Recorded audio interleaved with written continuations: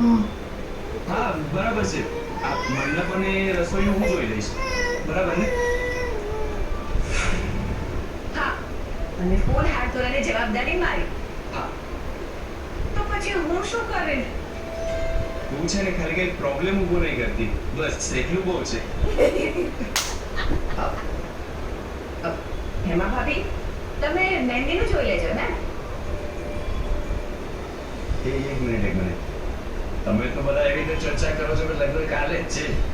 અરે ભાઈ પ્રતાપ, તું પહેલા મહારાજને પૂછ તો ખરો કે મુહૂર્ત કયું સારું છે, પછી લગ્નની વાત કરીએ ને. હા પુરુષોત્તમભાઈ, મેં મહારાજને વાત કરી જ છે.